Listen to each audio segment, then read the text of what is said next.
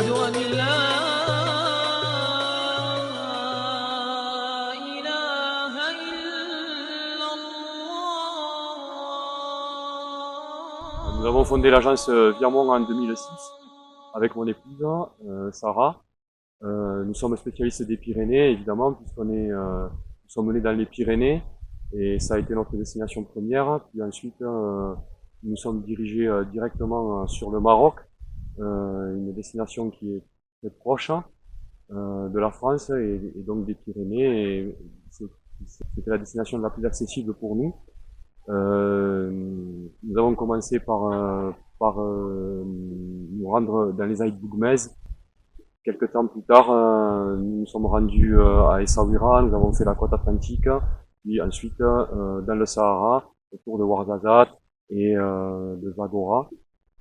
Nous avons une équipe formidable, nous avons la chance d'avoir une équipe formidable sur le Haut Atlas, avec Oumar, qui est le représentant de l'agence. Nous avons une quinzaine de muletiers et 4 ou 5 guides avec nous qui accompagnent sur les différents treks. Aujourd'hui, nous sommes au village de Tiranimin, au sortir des gorges du Ngoun. Nous allons nous diriger vers Boutarar et partir ensuite sur le trek de la vallée des Roses, sur lequel nous faisons partir de nombreux clients. Nous allons refaire la vallée des Roses une fois de plus pour les talonner, prendre les coordonnées GPS afin que les gens puissent faire ce circuit en liberté, sans guide donc, et avec l'aide d'une équipe muletière et d'un cuisinier.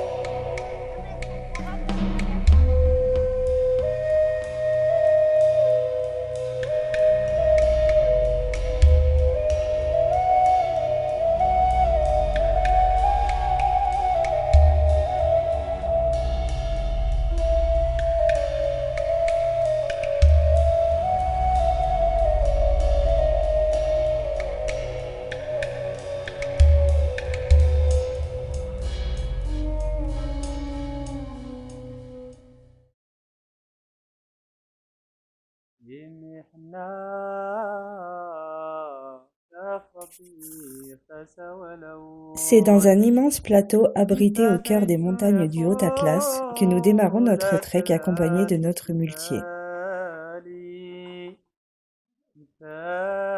Situé à 300 km au sud de Marrakech, le village d'Aïtimi ouvre ses portes vers cette superbe vallée. Nous sommes dans la vallée des Aïd Bougmez. Considérée comme la plus mythique des vallées du Haut Atlas, elle est aussi baptisée la vallée heureuse par ses habitants. Elle est aussi une des vallées les plus spectaculaires du Maroc, avec ses paysages insolites où l'ombre des noyers et peupliers abrite petits ruisseaux ainsi que de nombreux villages berbères.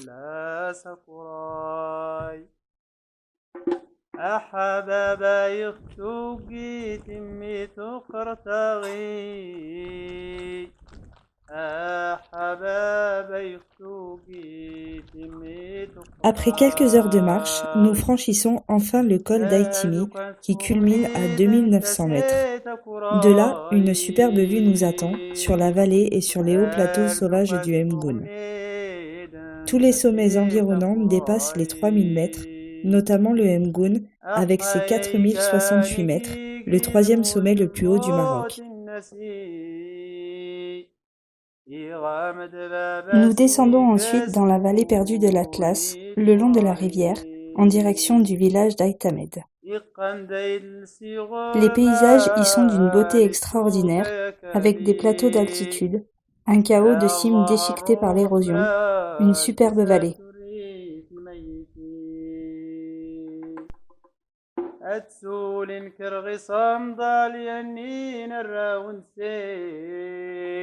En fin d'après-midi, nous nous approchons de notre premier bivouac où notre équipe de muletiers, qui souvent emprunte un autre chemin, nous attend.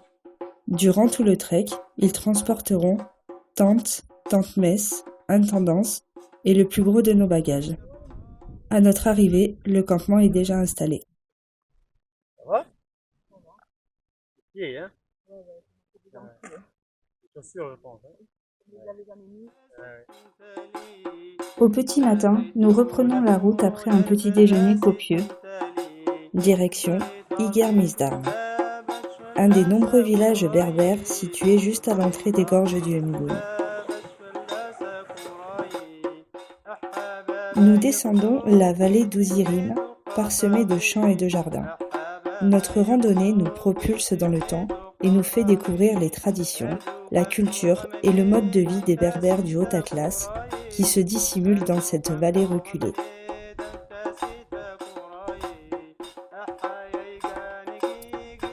Nous retrouvons le reste de notre équipe et notre chef cuisinier Mohamed. Ils nous accompagneront jusqu'à la fin de notre trek.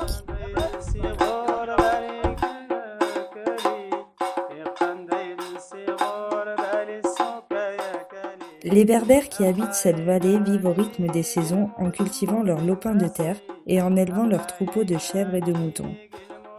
Il n'est pas rare lors d'un séjour dans cette vallée de se voir être invité par un villageois pour boire le thé ou pour déguster un tagine, tout simplement parce que vous lui avez dit bonjour. Leur sens de l'hospitalité est légendaire et remarquable.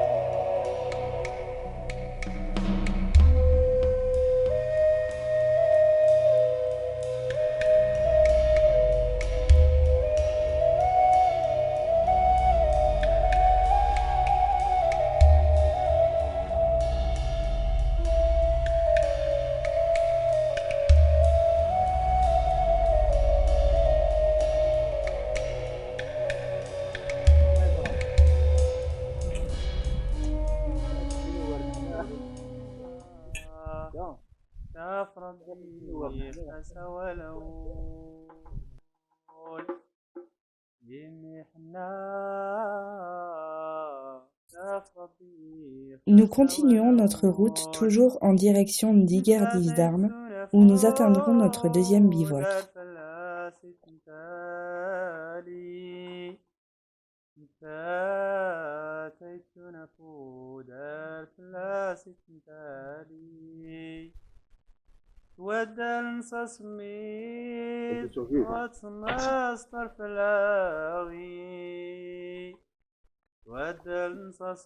Nous marchons à flanc de falaise, une immersion complète dans le monde berbère, où les traditions se perpétuent depuis la nuit des temps. Nous découvrons au fil de nos pas de nombreux villages que nous traversons, lesquels sont dotés d'une architecture dite en pisé. Elle utilise pour ce faire l'un des plus anciens matériaux de construction de l'histoire de l'humanité, la terre crue, une terre toujours disponible localement.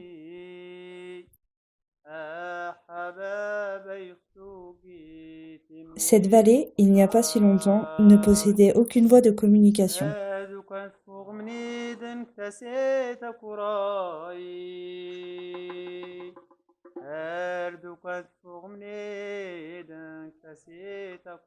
Nous arrivons à Iger-Nisdarm, au pied des gorges du Mgoun.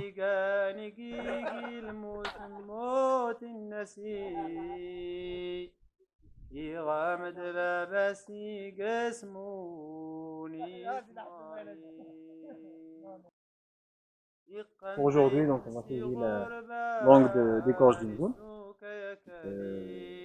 Aujourd'hui et demain, 2 jours dans l'eau. d'ici Diminief jusqu'à Bodra. On va passer la nuit à Teranimine. Et on va passer par le plus étroite partie dans les gorges du Mgoun, ça s'appelle Achabou. C'est là où l'eau, parfois, ça dépasse la 5 pieds.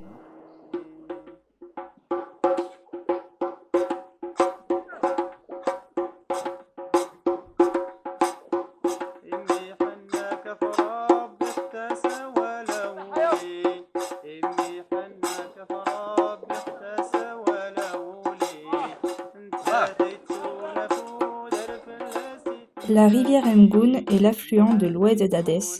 Il prend sa source au pied de la montagne pour arroser plus bas toute la région de Kila Mgouna.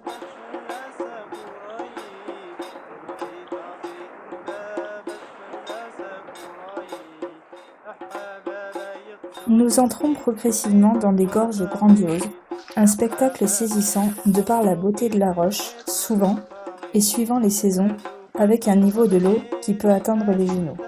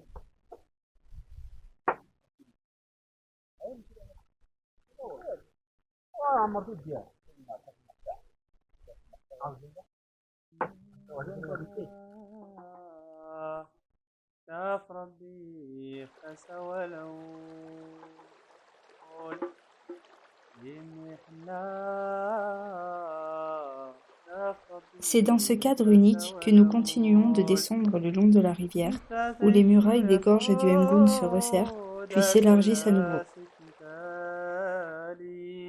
On est là,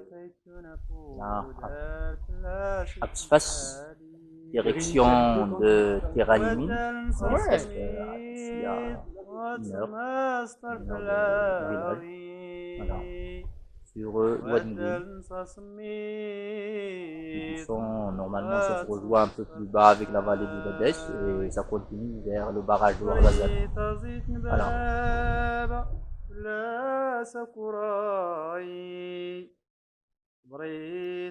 Les lauriers roses accompagnent notre marche. Nous arriverons au village de Tiranimine, situé à 1780 mètres d'altitude, en fin d'après-midi.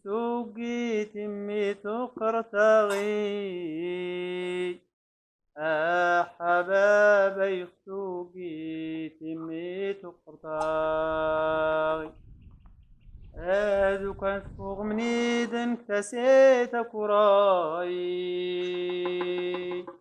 هادو كان فوق منيدن كسيت كراي أحيي جاني جيجي الموت موت. Nous quittons Tiranimine pour une étape de 6 heures de marche environ, en direction du grand village de Boutahar.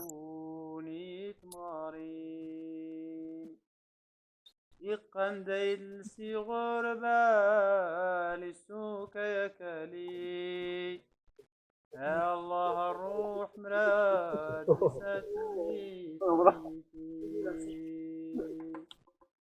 أتسول كرغي صمدال ينين الراونسي أتسول كرغي صمدال ينين الراونسي.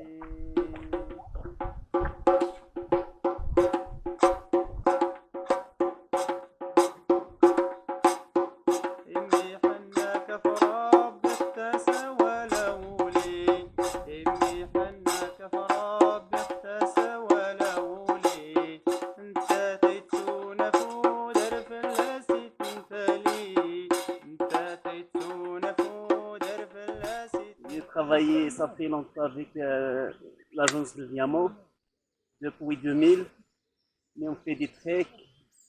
On commence par exemple des jours Maz, on va finir à Boutgrave. Et maintenant, on prépare le repas de midi, comme un pique-nique. Il y a la durée, il y a les légumes chauds, il y a les carottes avec les raisins secs, il y a les salades, il y a les tomates avec mélangées avec du thon. Et voilà. Demain, on va changer le repas.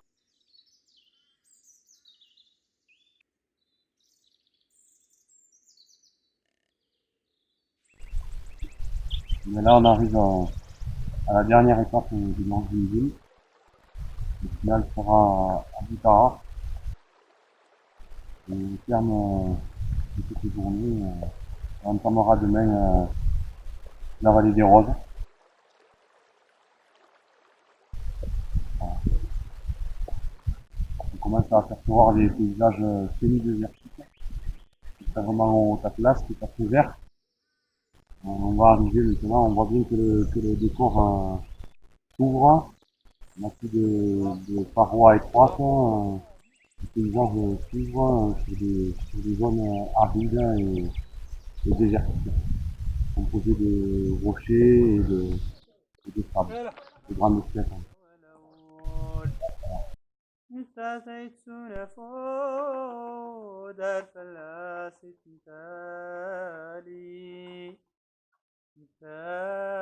Nous quittons Boutarar au petit matin. Boutarar, avec ses murs de terre rouge et ocre, est l'un des plus beaux villages du Haut-Atlas. Nous suivons un fin canal d'irrigation. Nous découvrons ensuite de très nombreux villages bâtis tout au long de notre parcours.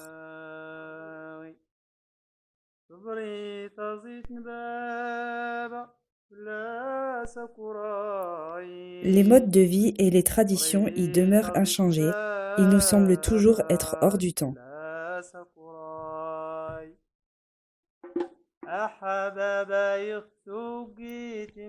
Nous sommes dans les fameux jardins de l'Atlas et au départ de la vallée des Roses, où arbres fruitiers, rosiers et casbahs fortifiés embellissent les lieux d'une façon certaine.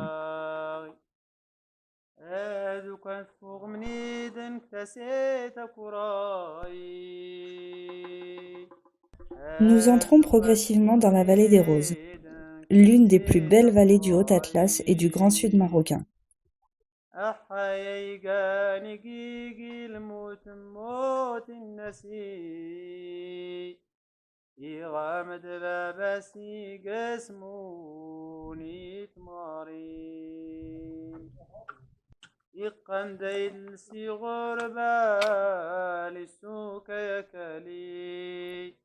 Blottie au pied des montagnes rocheuses du massif du Mgoun, cette oasis de verdure offre un contraste saisissant entre les jardins et vergers luxuriants d'où se dégagent des parfums subtils et des paysages désertiques aux roches roses et ocres des montagnes qui l'entourent. Nous sommes à un peu plus de 150 km de Ouarzazate.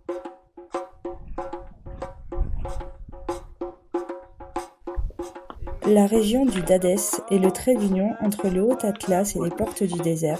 La vallée des Roses remonte vers le Haut-Atlas. Canyons et gorges étroites des massifs de lauriers roses nous entourent à perte de vue.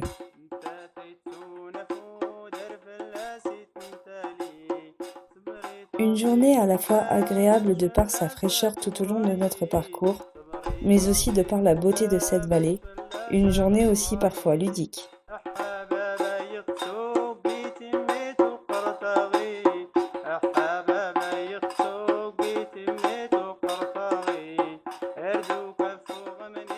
Nous arrivons à notre écologe à Alemdoun en fin d'après-midi pour y passer notre 6e nuit.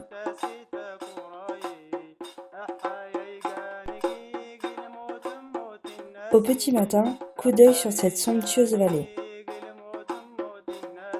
Nous entamons la dernière étape de notre parcours d'une centaine de kilomètres. Au passage, nous découvrons les vestiges d'une ancienne casbah. Le château.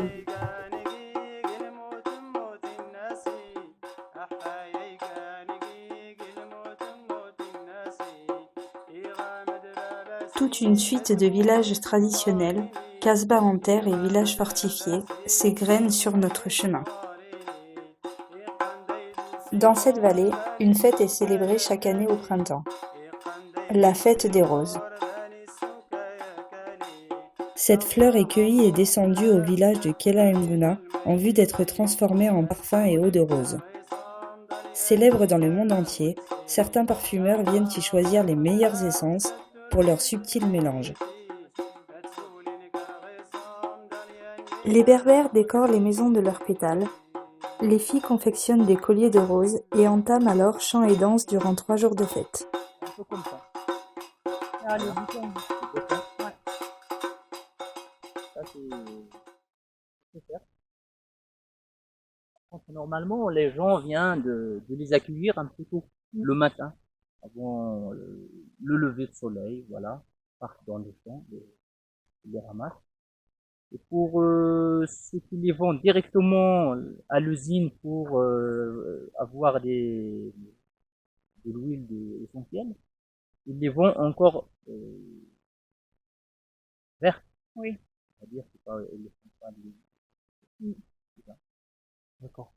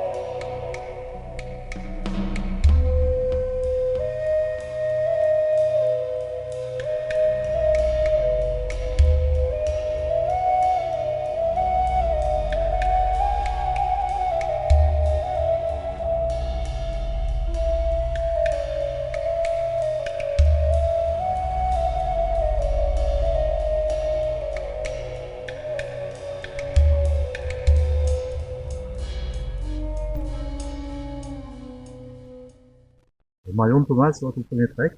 Oui, premier.